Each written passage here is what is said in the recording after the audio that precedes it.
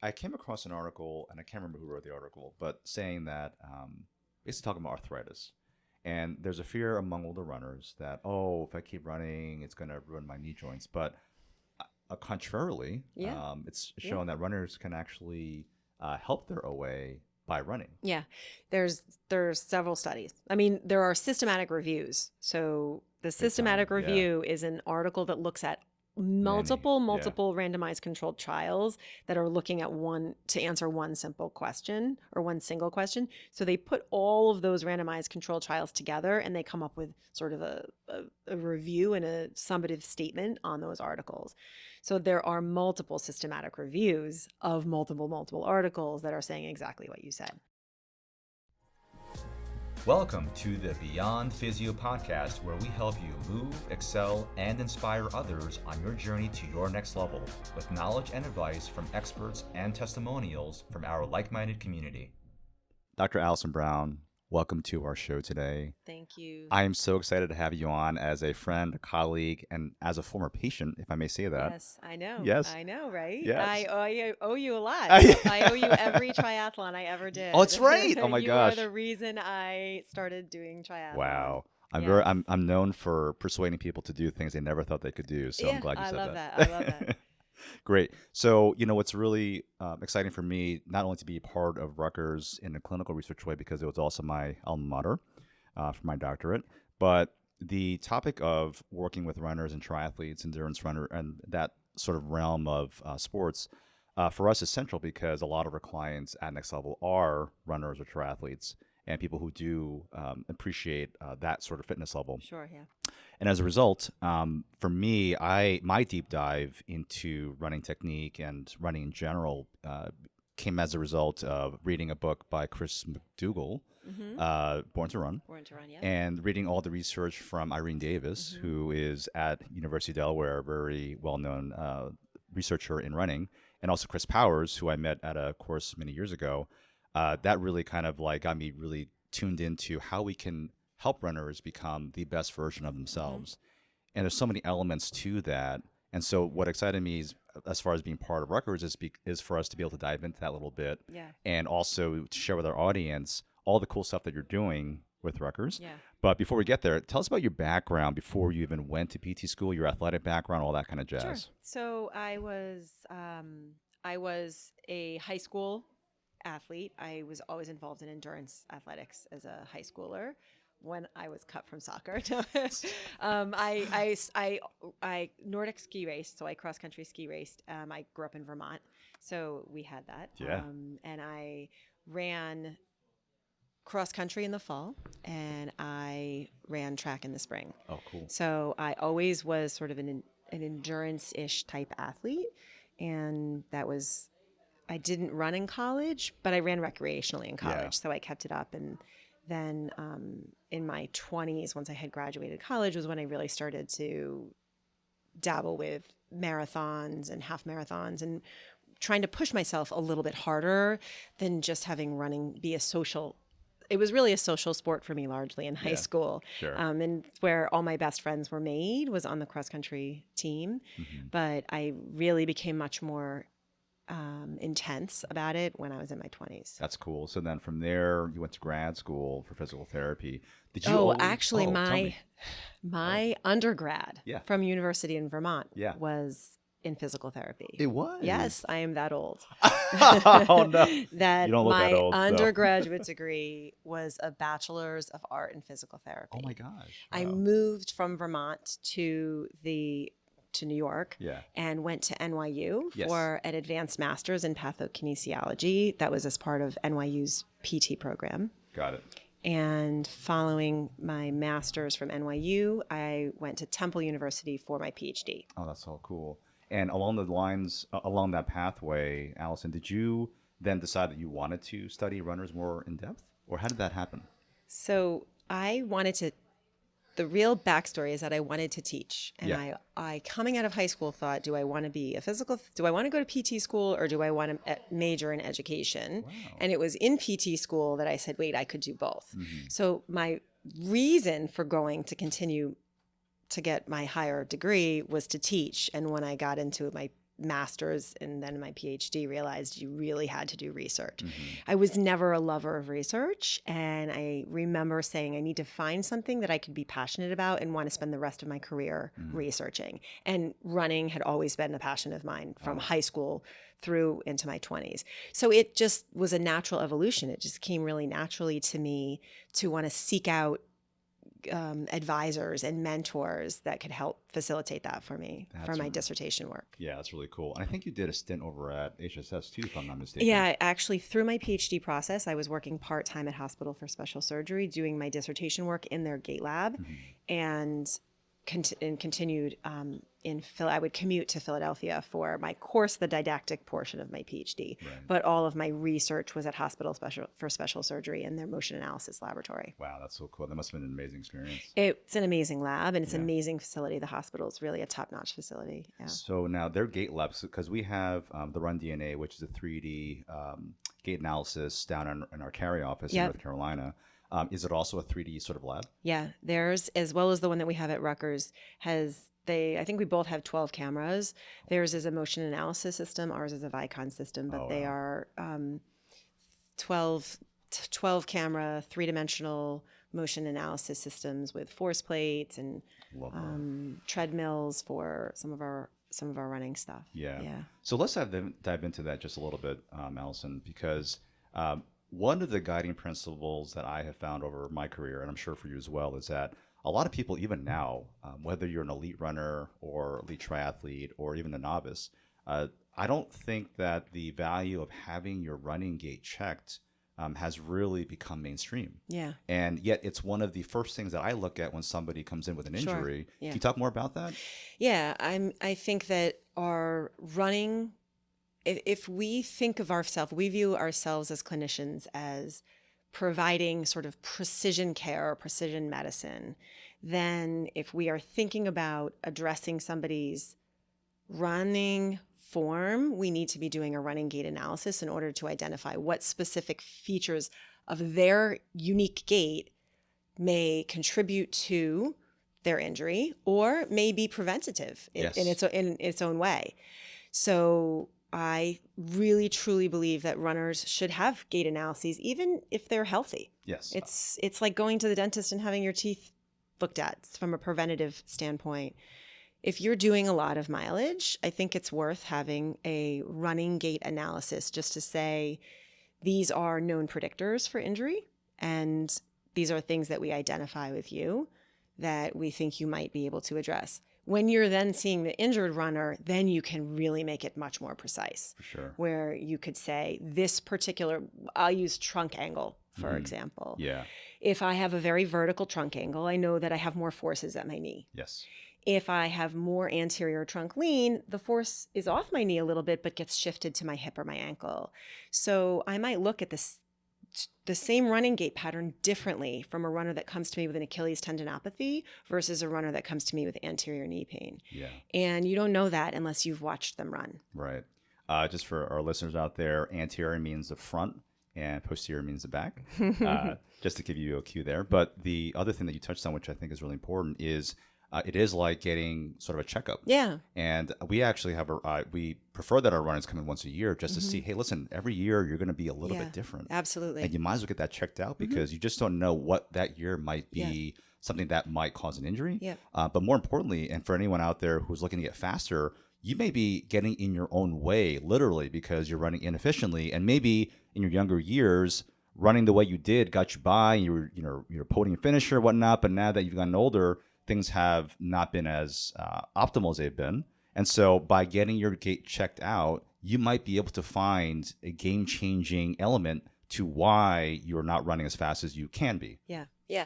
I mean, there's a fine line between wanting to address somebody's gait mechanics for performance, because too much of a change, we know that runners the evidence shows us that runners tend to select what would be the most efficient gait pattern for them to optimize their VO2 max, to make themselves the most efficient. Small changes won't affect that, but larger changes may affect their performance because it may affect their their oxygen Right. uptake capacity.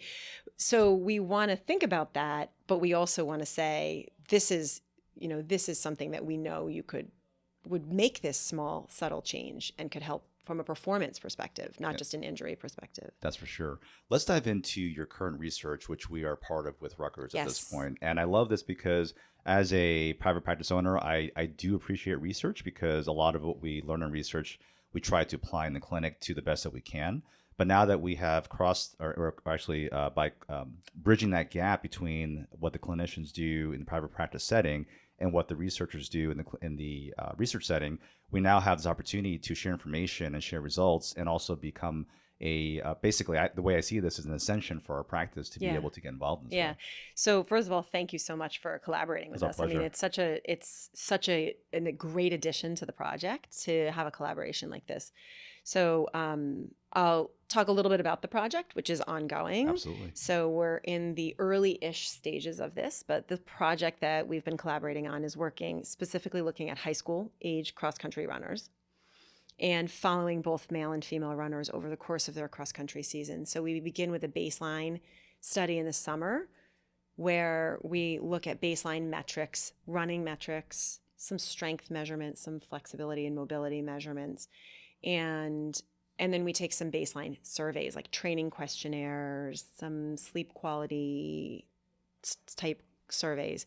And then we issue the runners the Run Scribe device, which is a little pod that gets attached to their shoelaces. And it provides us with metrics, running metrics. So simple metrics, temporospatial metrics like your step rate, your cadence, some other impact features, rate of pronation. So it gives us some surrogate measures of efficiency that they'll look at. Mm-hmm. So we issue them those pods. They take them for the season and they run with them as much as they can during the season. We ask for a minimum of 1 run per week. Mm-hmm. And then at the end of the week, they sync that. So they upload their run so that we have the run. And then they complete an injury surveillance questionnaire. Mm-hmm. So we're looking to see a couple of things. We care to see, are there any baseline predictors that could just tell clinicians or coaches or trainers, hey, this young athlete should be red flagged mm-hmm. for injury. But we're also curious about changes that occur over the course of the season. And might there be something that arises, some sort of change in a metric? Your shock has increased by X percentage over the course of a 30-minute run, or your stride rate has decreased as the season has progressed. Something that might give us some indication that a player could be flagged for maybe your training intensity is too high, maybe your training load is a little bit too much. Let's back you off. Let's see what we could do. So we are monitoring training load. Trying to think of all the other stuff that we're monitoring. Yeah, it's a lot. And what we're doing is looking to see which of those as a baseline could predict injury, and then which changes in any of those metrics might predict injury. I love that because it actually ties nicely in with some of our previous episodes where we talked about how with youth athletes in particular, whether you're a runner or not, how volume changes can really induce these issues with kids later on, especially as they hit different growth spurts and whatnot. Yeah. And also the intensity that they do these things at. So I feel like this could be a great way to be translated across different sports too, eventually. Yeah. I mean, specific to the running community, we know that things like training intensity and training load has been associated with injuries. Sure. And we found in the very early analysis that we've done, which is super early because we're ongoing, we're doing another season this year of runners. We have more runners coming in. Awesome. We have found that training load, specifically with our runners, it was runners that ran more miles per week at their race pace. They had an increased likelihood of, or increased number of injuries. Wow, that's than interesting. the runners that didn't run that many miles per week. So it wasn't miles per week at race pace. So it wasn't just miles per week. Right. It was miles per week at race pace. So it was sort of an intensity thing, not just a volume thing. Yeah. I know that and we'll get to this later, but I know in other training circles, they've talked about how most of our training should be lower Yeah. intensity. Yeah. And this actually correlates nicely with Yeah. that. So I'm Yep. glad you mentioned Yeah. that. And as a runner who's trained for, long distance events, it was always very hard for me Hmm. to hear the advice from the experts say, Slow down. slow down. And your body is just telling you want to go. But everything's pointing towards you don't have to go at that super high intensity all the time. And in fact, it may be protective to not go at Yeah. that super high intensity. Do you think at that age, have we identified yet what some of these runners are doing outside of running that might have a protective effect? So I don't think we know that yet, Hmm. but I am very curious to know that. I think just from being exposed with these runners, with these 53 that we collected last year, what I saw a lot of was we did in our baseline questionnaires, we asked them about what type of out and cross training you were doing. There's not a lot of it going on. There's not a lot of strength training going on. There was training, certainly a handful of them were doing strength training. Some of them could be very specific. I'm doing kettlebell training. I'm doing resistance bands training, but the majority of them were not doing anything. Interesting. I also noted that there was a several runners that were running that had not run before. So they might have been freshman or sophomore runners that were, say, they didn't make the volleyball team. They didn't make the soccer team. So they just pivoted from having trained for soccer all summer to coming out and not making the JV team as a sophomore, and they pivoted to running with a baseline that was endurance, because soccer is certainly an endurance sport. Yeah. I mean, you're running a lot, but different. Yes. So they didn't have the volume. Yeah. And so that sort of is something that would concern me. And I think that there is some evidence that shows that high school runners that train for 8 weeks or more prior to their season are protected from injuries more than those that don't.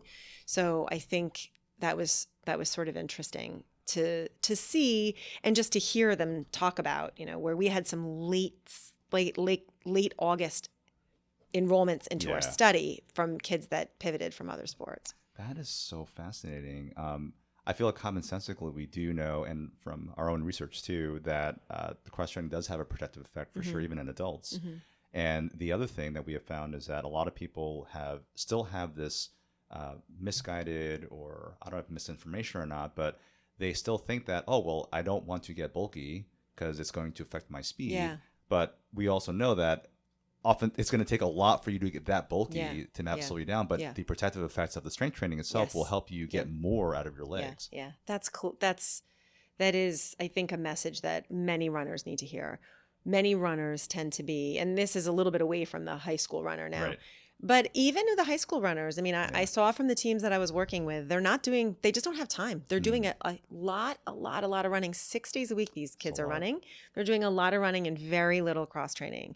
And I see, my son who plays high school baseball, they're taking a day or two a week they're in the gym as a team. That's part of their practice, is going to the gym for strength training. So I wish that you could get the message out to coaches that take a day off from running, or just let them go out for a 30-minute run and spend some time really focusing on your mobility and your strength. Yeah, that's for sure. And I think that the performance would improve. Yeah. Do you think that, getting back to high school, and this might actually transfer across all ages, that has anything like nutrition been addressed at the high school level as far as the questionnaire? So I only can speak to a small population of the runners that I had much closer contact with. And there are some coaches that I think are really in touch with it, and relaying the messages. And I think that in some levels, it's not addressed as much. Yeah. To be frank with you, I think probably what's happening more is that your elite varsity runners are getting more of that information than your freshman or JV runners. It's too bad, because I feel like if we address those issues early on, we can set them up for even greater success by the time they're seniors. Yeah. It's crazy. The one of the things that we have found across the board, regardless of age, as far as macronutrients, everybody thinks they eat more protein than they actually do. Uh, And if we're looking at sort of like guidelines of, especially if you're active, having 1 gram of protein per pound of body weight, they fall way below that. And so here I'm thinking that, well, no wonder you're always injured. That might be one part of it, on top of the volume and other things that you're doing on your training side. But, can't we create a situation where if you are addressing these other external factors and addressing your nutrition appropriately so that you're eating enough and you're definitely consuming the right amount of macronutrients, on top of recovery, top of good sleep, and no one's getting good sleep these days. Everyone's on No. the phone. It's like a whole big mess there. Yeah. And your training is where it needs to be from a younger age. I just feel like we can have this sort of generation of Yeah. people who are just a Yeah. healthier spot Yeah. overall. Yeah, I'll tell you one interesting early candidate predictor for injury in our study was sleep.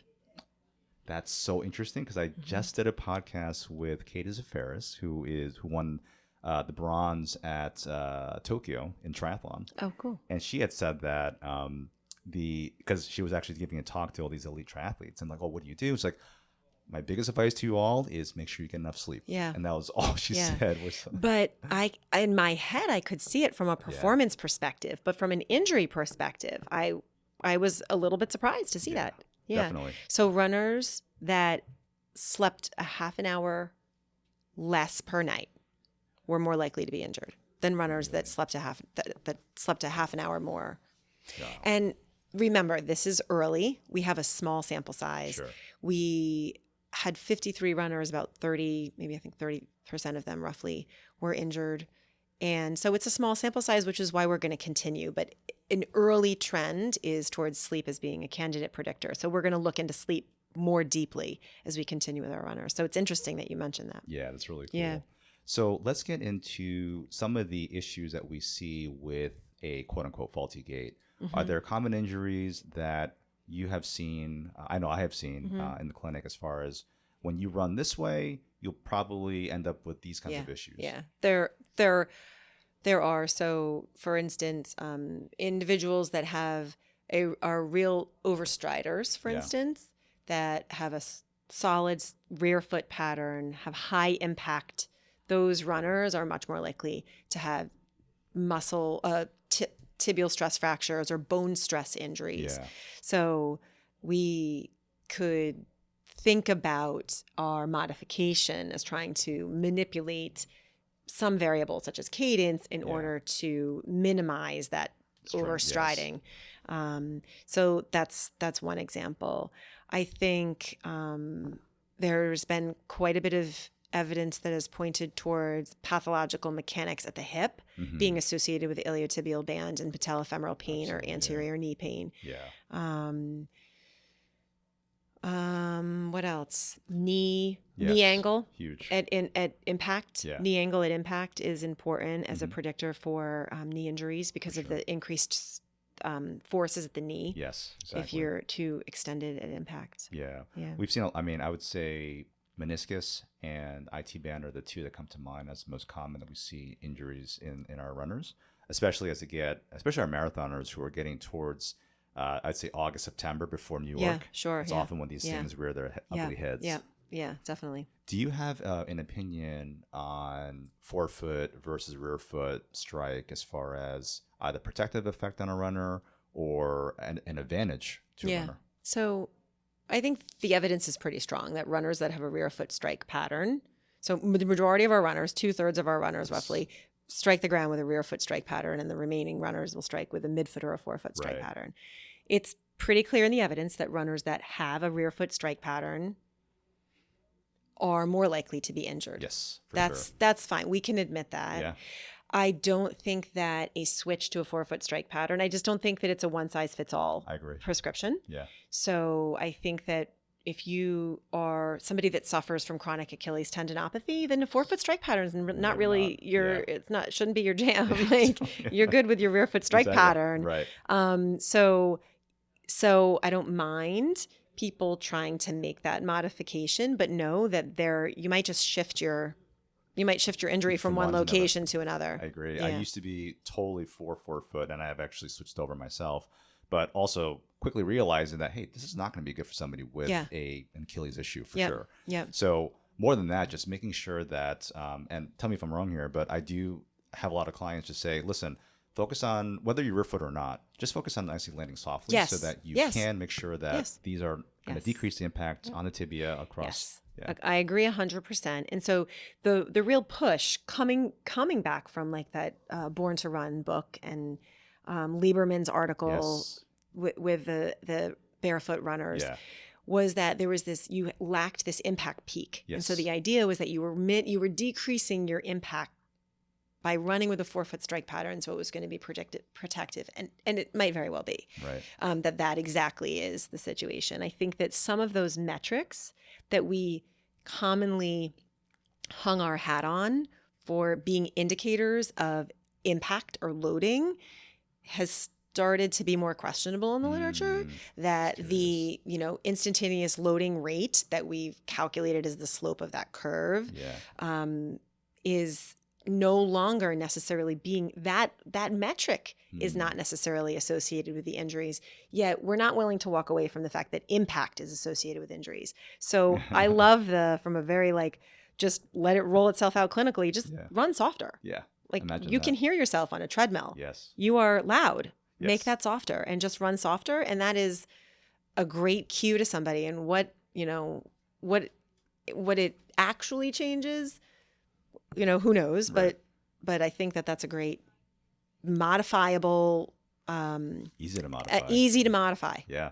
It's funny. And if you're a runner out there, in case you don't know what rear foot means, basically, if you are a heel striker, you are more at risk from the evidence. It's not just what we're seeing over here, from the evidence that you are more at risk for injury. So that much more, whether it's with us or someone else, like exercise physiologist, exercise scientist, a research lab, your running coach, just make sure that you do take the time to get your running gait looked at, because if you are dealing with any of these issues, Achilles, plantar fasciitis, knee issues, IT band, you know who you are out there. Make sure that you're getting your gait checked out, because this, again, might be your way to get back to running, which I know for a lot of runners, this is what they love to do the most. Yeah. Cool. Moving on. Let's go into the plus high school category, we'll say, myself included. So what I'm looking at is, are there any things different in the older age groups? So we have a lot of runners who are over 40, for example, male and female. Are there any things that you have seen in the research or that you would recommend that runners do differently as they get older than when they were younger? I think it's a great question.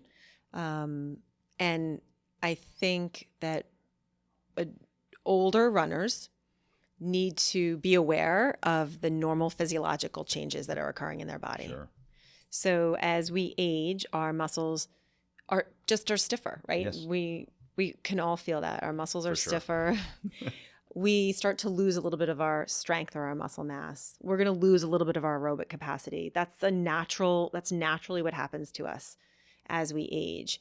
So I think it becomes much more important for runners that are older to start to diversify even more and maintain a strength training program that pushes you. That's really heavier resistance strength training, not lighter resistance, higher repetitions. But I would opt for a little bit heavier resistance with maybe some lower repetitions to really load those muscles and load your bones. Because I didn't even talk about bone density, right? As we age. So I think that strength training becomes even more and more important as we age. Yeah, I definitely agree with for that the runners. too. For sure, yeah. And what I find, and you probably have seen this in other clinics, where if you, unfortunately, a lot of people who end up at a traditional sort of run-of-the-mill clinic where they're seeing 4 or 5 patients an hour, a lot of these patients who are older and runners aren't getting progressed the way they should. So they're still doing the yellow band or the pink dumbbells. Yeah, I know. And it's just not enough stimulus for them to get any results from that. So Yeah. they're always in pain, which is why one of the things we're talking about later on is, why does PT keep people in pain? It's because after a certain point, if you're not loading that tissue enough, you're not going to get the right adaptation for that tissue to adapt to whatever you're going to put it through. Yeah, exactly. And there are times where obviously we have to be mindful of the pain. Yeah. A stress fracture or a stress reaction would be a great example, where you're not wanting to push somebody through that pain, but you have a tendinopathy and you need to load that tissue in order for it to heal. For sure. And so that loading of the tissue that is injured, it might have some pain associated with it. Definitely. Yeah. I've also found myself, Allison, I don't know about you, but as I get younger, that much more my warm-ups are more of a priority now. Oh, and I just like, the rule of thumb is if the more intense the activity you do, the longer time you should be spending in warm up. And that goes same for us as we get older, where I find that the more I'm going to run and do the things I love to do and get into fitness, the more I have to spend time doing my mobility work, warming up before class or workouts, just because otherwise I do suffer. Yeah. I mean, I'm guilty of not doing enough. I know. I shouldn't say it, right? I shouldn't admit it. I know the value. Yeah. And I do put it in, and I arguably do more than your average, exercise enthusiast, but still not what I would consider to be enough. And there are times where I'm squeezing in a workout because I got to get to work or I have a meeting and I'll say to myself, okay, well, I'll stretch later or which never happens really. I will literally run out the door to work and be like, I'm going to come home tonight and do that core workout that I intended to do. And then, I have 3 baseball games and got to get dinner on the stove and that core workout never happens. I do my best, but I completely agree with you that I think, and that's kind of what I was alluding to before. I don't know if it's a shift away from such volume of aerobic work and a shift towards splitting your time a little bit more evenly with some of the prep work, some of the strengthening. Cool. I came across an article, and I can't remember who wrote the article, but saying that basically talking about arthritis. And there's a fear among older runners that, if I keep running, it's going to ruin my knee joints. But contrarily, it's shown that runners can actually help their OA by running. Yeah, there's several studies. I mean, there are systematic reviews. So the systematic review is an article that looks at multiple randomized controlled trials that are looking at to answer one simple question or one single question. So they put all of those randomized controlled trials together and they come up with sort of a review and a summative statement on those articles. So there are multiple systematic reviews of multiple articles that are saying exactly what you said. Interesting. So if you are a runner out there with arthritis, please don't fear running. You may have to get your knee looked at or your hip looked at, but it doesn't mean that you need to stop per se. It might mean that you have to dial things down a little bit or change things up in how you do your running. Again, maybe you need a running gait checked, but don't fear that running and don't let someone who takes an x-ray of your knee tell you that you should stop.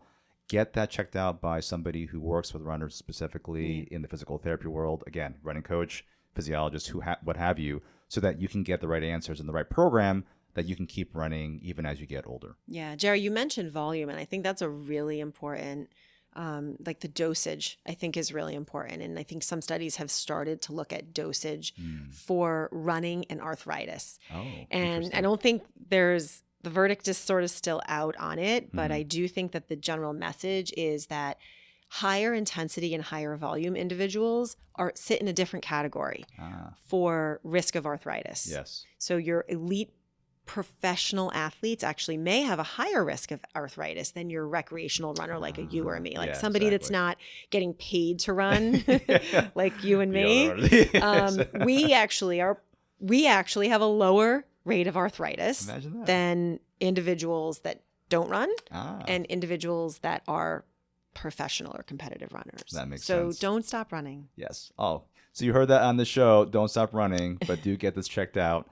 Now, I want to dive a little bit into Dr. Allison, you yourself, because the more I do these podcasts, the more I realize that a lot of our guests are really super busy. You're doing, top tier stuff in your research, Dr. Allison. You're doing, you're also the super mom with 3 kids. 3 boys. Loving spouse. And you actually are part of a softball league yourself at one point, as I recall. So share with us, because I know there are a lot of clients that we have who are, I don't have time for this. Yet you and I and many others like us do fit this in somehow, get our exercise in somehow. For me, like an hour and 15 is like my max for the day because I have so many things going on. What is it like for you to fit your fitness into your lifestyle? So an hour and 15 would even be a lot for me. 70 minutes is usually where 70 right there. 70. Yeah. 70 is like my number. And sometimes I split it, to be honest with you, There you Jerry. go. Sometimes I will do like a strength workout in the morning. Yeah. And then I'll come back later and do my sort of aerobic or whatever. Yeah. Whether it's bicycle ride or run or whatever it is. Yeah. I schedule. That's all. That's all I have to do. Go to bed early. Oh my God, imagine that.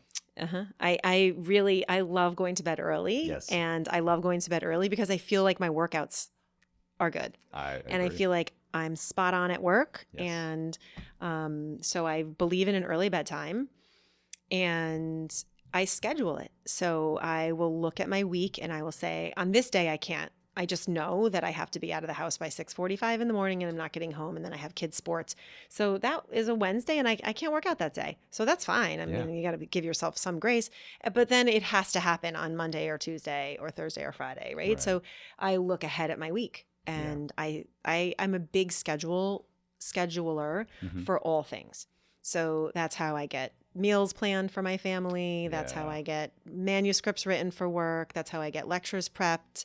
That's how I, do the lineup for my third graders recreational baseball team that I coach. So awesome. You schedule it. Yeah.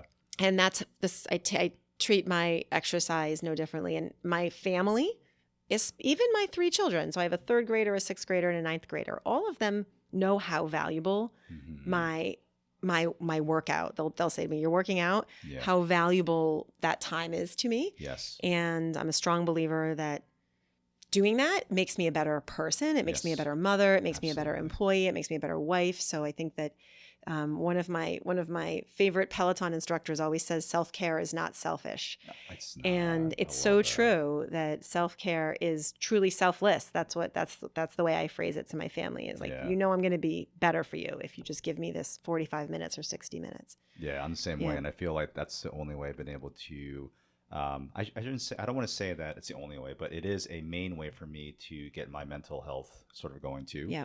It helps me deal with stress better on a day-to-day basis. Yeah, for sure. I'm also the same way where I'm usually sleep between 8 and 9 p.m. Ooh, you make me look like a night owl. It's just like, and my kids know like, hey, don't ask daddy any questions after 7 because he'll just give you like answer kind of thing. Yeah.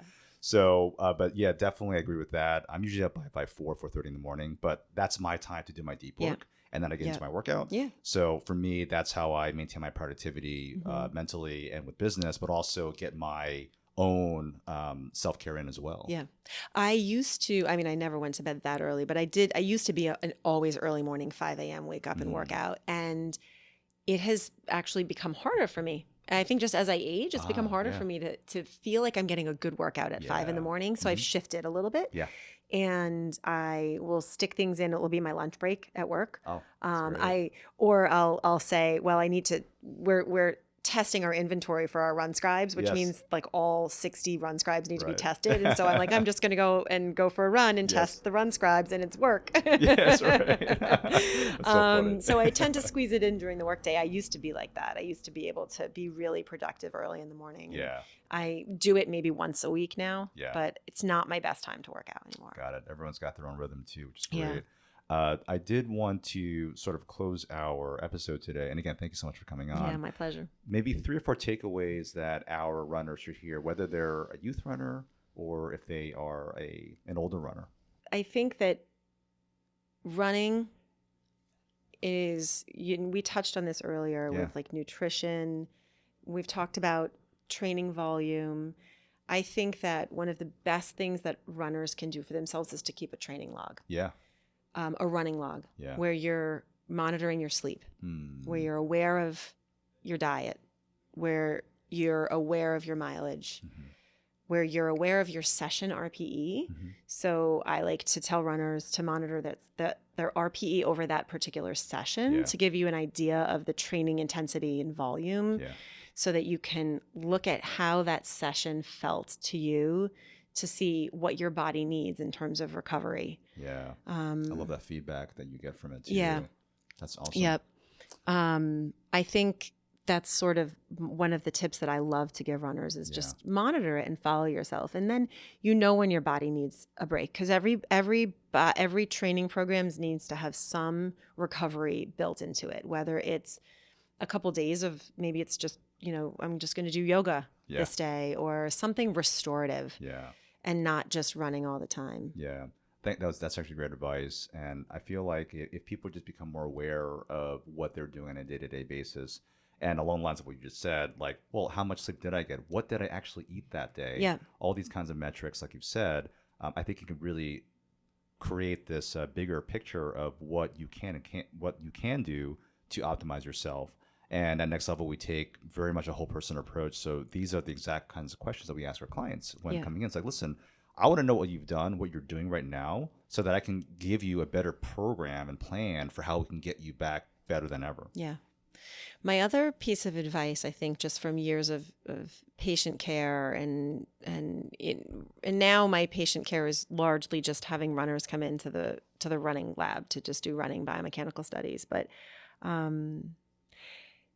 I too often see runners that hear, I should be having a 4-foot strike pattern, or they hear that they should be changing their cadence, right? Yeah. And they make drastic changes. Yeah. And I think that those types of changes need to be made incrementally and are best made under the guidance of somebody that can sort of monitor you and give you a stepwise progression for it. So be it a trainer, a physical therapist, a personal trainer, whoever it is, that could do a running gait analysis and then follow you. Yeah. I think that's really important, not to just make drastic changes because you read an article in Runner's World magazine that told you that you should do this. It's funny. We actually, when we went through that 4-foot strike craze, I would often tell patients when they came in or clients, I'd say, listen, where are you in your training season, your race season? Well, I'm about 9 months out from New York. Okay, great. So here's some things. I'm going to teach you a couple drills to start getting your tissue ready for that kind of adaptation. Because for you to all of a sudden go from a heel strike run to a 4-foot, and you think you're going to be running 5-10 miles a day on that, you're going to get an Achilles issue and plantar fasciitis issue. Absolutely. Yeah. And my other takeaway from this, Dr. Allison, was basically making sure that you do get your running checked out by somebody, making sure that if you do have something going on, that you also get it checked out too. Don't run through pain. For sure. Yeah. Don't run through pain unless you've had it checked out with somebody and somebody says you're okay to run through pain. Yeah. Cool. Yeah. Thank you so much, Dr. Allison, for coming on our show. Yeah. Thank you so much for having me. Yeah. It's been really a lot of fun. Is there anything we want to talk about as far as reaching out to any families out there who might be interested in having their young runners in the family to get part of the study? Yeah. So we're going to start data collection. So this is being recorded in June of 2023, and we are going to start data collection at the end of June or beginning of July of this summer. So anybody with a high school cross-country athlete, male or female, doesn't matter the level of the athlete, could be a freshman runner, a JV runner, a varsity runner. We would love to have them involved in the study. We have data collection sites in Northern Jersey, one right here where we're sitting. In the Woodcliff Lake office, as well as your Montclair office. We have Blackwood, and we're working on collaborating with a facility also in Greenwich, Connecticut. So we'll have some reach to the southern Connecticut area as well. Wow, that's so cool. So any parents with runners, their kids will be compensated. The kids are paid. Wow. They get paid for the baseline study. And they get paid for every single week that they sync their run scribes and complete the training questionnaire. So the runners will make money for us aiding with science. I'm going to have to now recruit my daughters into this. So there you go. There we go. Are your daughters cross-country runners? They're not, but they know how to run. That's an inclusion criteria. That you have to be a high school cross-country runner. Sorry. Okay, sorry. Oh, well.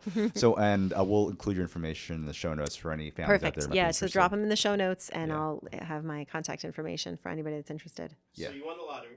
Okay. But the requirement to collect is you have to work a full-time job still. Okay. But it cannot be the job that you currently do. All right. So if I win the lottery, I have to work full-time, but it not cannot be my job. Yeah. So what about jobs where I'd have to go back to school? I mean, I'm not going to lie to you. Like running a coffee shop would be like one top of my list. Oh, that's So we were talking about food truck. Yeah. I want to do a food truck. My Oh God. coworker wants a food truck. We've had this conversation before. That's right. Not with the lottery Yes, involved, yeah. but I love the idea of a coffee shop Yeah. and just watching people come in and study and Yeah. work and having your regulars, but in a low key with like some nice jazz music in the background. Oh, I love that. Seems like such a good vibe, and I Yes. love coffee, Yeah, yeah. even though I try to limit myself to 1 cup a day. Wow. So I think that would be it. If I had it to do all over again, That's what I wanna hear. and I could choose all over again, I might have gone the medical school route, to be honest. Interesting. Yeah. I was actually the same way. Yeah. I probably would have gone that route too had I do this over again and go back to school. Yeah. I don't think I would go into orthopedics, which is interesting. That is interesting. And the true reason is because I'm super blessed with my career Yeah. as a physical therapist and now in academia. Yeah. I'm super blessed with the flexibility that I have, Yeah. that I can work and I can put in a few hours on the Yeah. weekends, but that means that yesterday I stopped working at 4:30 to take my son to a baseball lesson, that. and then I had Yeah. back-to-back baseball games, and you can't do that with all professions, and I don't think you can do that in orthopedics. It's very hard. So yeah. I probably, knowing what I know now about how valuable it is as a Yeah. mom to have the ability to have a flexible work schedule so that you could be around your children, I might choose something like being a pediatrician or something, where I get to hang out with kids, Yeah, or yeah, yeah. I can see but a during the pediatrician. day Yeah. and not surgery, no Just- ER. You have your hours. little limits there. Yeah. Now, Allison, what is your favorite, with regards to food, Oh boy. because we're foodies here, what is your favorite guilty pleasure? Like, this is a must-have. I have to have this day to day, or Okay. sweet, salty? No, donuts. We just. Oh my god. Yeah. So Donuts. I- I yes. can't even believe that I paused and hesitated and had to think about it. It actually is, because I was thinking you were going to ask me like my favorite food or something. Yeah, So yeah. I was like, oh, lasagna, my mom's lasagna. Yeah. No, donuts. Donuts are definitely my guilty pleasure. Are you? Is there a specific type of donut? Like Chocolate glazed. Oh, you just knew that. Oh yeah. I do like a Boston Yes. cream. Oh, I love Boston cream. I do like a Boston Yes. cream, but Yes. yeah. So my thing was, I was telling you on another show yesterday, where I love taking glazed donuts. Mm-hmm. You chop them in half like a bagel, Okay. put it into a toaster, let it get creme brulee, so it gets a little toasty on there. Then you scoop out a Ice cream? in there, down the hatch. That's Amazing. amazing. Yes. Because for a very long time, ice cream was my guilty pleasure. Oh, it's still mine. And I just had to stop. Yeah. I mean, I was eating ice cream every night. I had to stop. Yeah. So that, you might be honest, and you put it in the regular pop-up toaster, or do you have a toaster oven? A toaster oven. I don't have a toaster oven. So I got a toaster oven just for Just that. for that? Yes, because like, if you're gonna get one, I might as well get one that I can put my donuts on there. Yeah. Yeah, but that with a chocolate glazed donut might actually be really genius Yeah. too. We'll have to have like a guilty Yes. pleasures. A Workshop. guilty pleasures party. Yes. Oh my god. That doesn't sound right though. Oh my That might God. have to be edited That out. might- yes. We'll have to say that very differently. Cool. Cool. Thanks again, Allison. It's Yeah, awesome. thank you so much, Yes, Dr. Jerry. This yeah. was so much fun. Yep. Thanks so much for tuning into today's episode. It really does mean a lot to us. And don't forget to like, share, subscribe, or comment if you got at least 1 or 2 helpful insights or takeaways to help you get to your next level.